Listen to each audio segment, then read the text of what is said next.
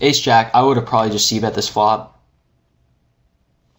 This is pretty difficult to play here. He's shown us that he's doing this. You know, for value light. Like if he has pocket fives here, he's going to bet the flop and the turn. We check the turn and he bets. I'm probably going to just ship it in. He's not going to bluff us, or he's not going to, definitely not going to bet thin for value on the river all in, and he's definitely not going to bluff us. At least he hasn't showed us yet. So, yeah, I would probably just go ahead and check to him here on the turn, and if he bets, go all in on the river. Try to rep some sort of draw. This is kind of a weird situation here. Top left. It looks, I think what happened is he opened and we min 3-bet him, and he 4-bet us at $30. With these stack sizes, let me see, let me go back here.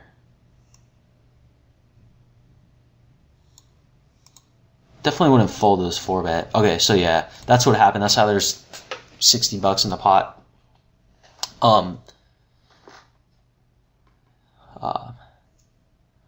This is actually again, this is a pretty cool spot. I think we should be leading into him here. Say we lead in like $30 and he decides to raise us here. This is a hand we could ship all in with. We do have at least a gutter to the nuts, 2 overs, although I don't really expect him to raise us that often. I expect him to also fold a ton of the time.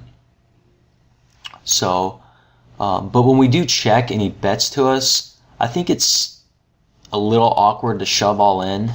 Although I don't really hate it, because I do think he's going to be bluffing on this board. So, you know, both options are fine, but this is probably not a board I would be folding to.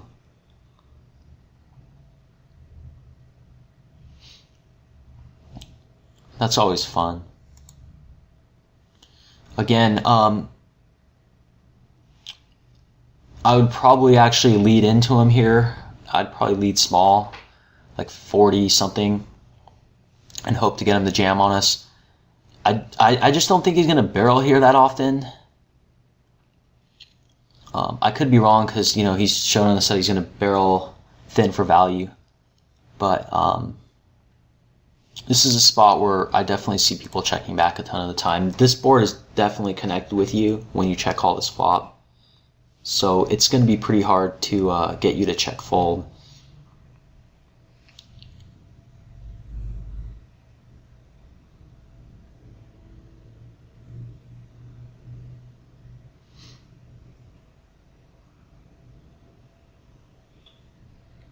And if he is bluffing here, I think this is a pretty bad bluff.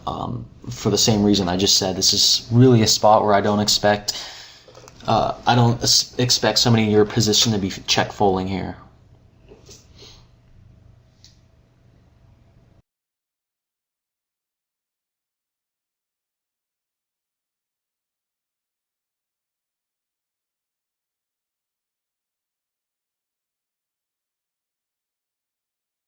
Yeah, here I actually wouldn't raise in this spot.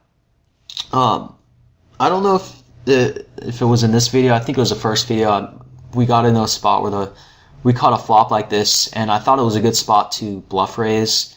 And for the same reason, I don't think it's a good spot to value raise right now, because he's just not going to spaz out.